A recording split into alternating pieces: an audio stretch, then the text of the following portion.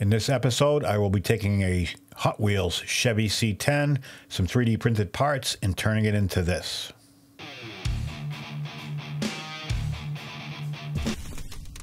Hey, this is Keith from Outlaw Speed Shop, and as I said, I'll be taking one of these two, or a combination of both, and making a custom Chevy pickup. I'll be using stuff from Benchworks Toys and some other 3D printed parts. And my goal kind of changed halfway. It's been a while since I've used Benchworks rear half chassis along with the interior. And I've done it in the past on the older Chevys and then the square bodies, which is really what it's designed for. The step sides really is not a good fit. But for the heck of it, I figured I'd give it a shot to see if I could make it work. And spoiler alert, I could not. So to start off with, just to get to that point, no matter which casting you decide to use, you've got to do a little bit of trimming, which is good. I would rather have too much than not enough.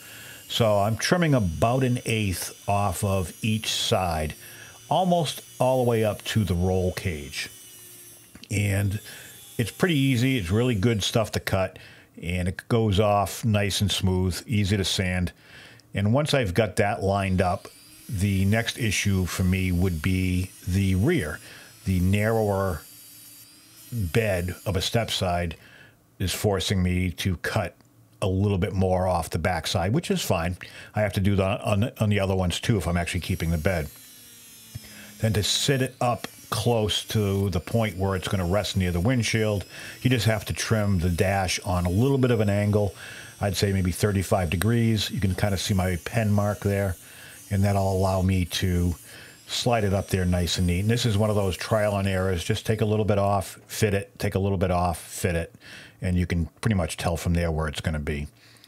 Now, the next step would be to trim the windshield and make sure that that is going to fit in nice along with the interior so that nothing binds.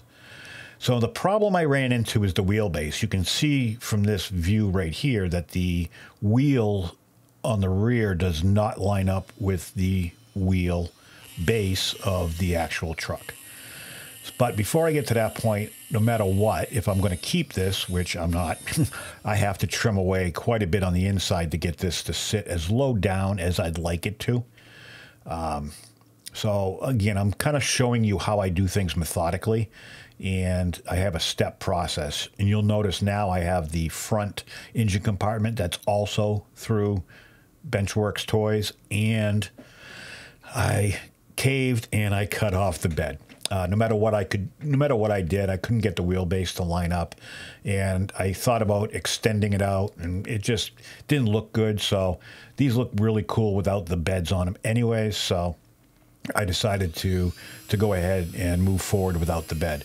To mount the front wheels, I'm mounting it on top of the chassis for the front interior compartment.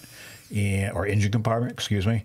And I'm just using a piece of brass tube that I'm going to cut to length, and then what I do is I stick a piece of rod in it, which is a .025, I think it is, piano wire, and then I'm just going to use my Dremel to cut 2 notches that I can stick glue in, which will glue the axle in. So what I can do is actually cut the axles in half and then stick, just like that, stick one side in, then I can stick the other side in and just put a little bit of glue in those 2 holes I cut, and it's perfect. So the only thing I found is I had to grind away a little bit because of how low I want this to sit. I ground down probably, if I had to guess, I'd say about 1/4 inch closest to the firewall, just because that part's bowed out a little bit. None of this was hard, very easy to do with a Dremel. You could do it with a file, but since I had glued it on there, I just thought the Dremel would be quicker and less abrasive than trying to use the Dremel. So here you can kind of see I also added a wing, which I also got from Benchworks Toys. I'm not sponsored by them, nor have I ever been. I buy all my stuff. He doesn't even know who I am. So the chrome, what do you call it? The grill itself is what I wanted, but because of the engine compartment the way it is, I just had to trim away pretty much everything but the grill.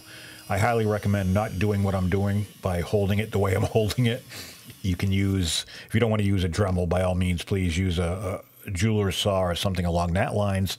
Makes things a lot easier. And I just kept trimming it till it fit nice and neat and it didn't protrude to the inside of the engine compartment. There's a radiator support there that's real close, so this just allows it to sit nice and flush. So everything's pretty much set up. I like the way it looks. The hardest part about this chassis, to be honest with you, I think was just drilling the rear axle. You just have to be slow and steady. Here I'm using Tropical Glitz.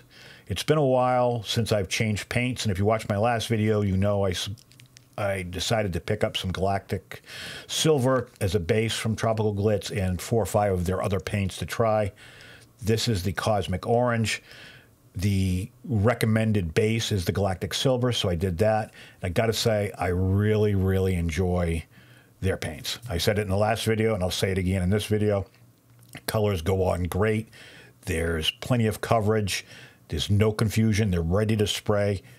Just shake up the bottle, dump it in your airbrush, and spray. Whatever you don't use, because you're not thinning it, you can dump it right back in the bottle, so there's no waste whatsoever.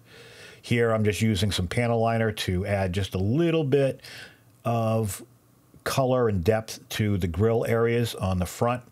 Obviously, you noticed I cut pretty much everything out of this.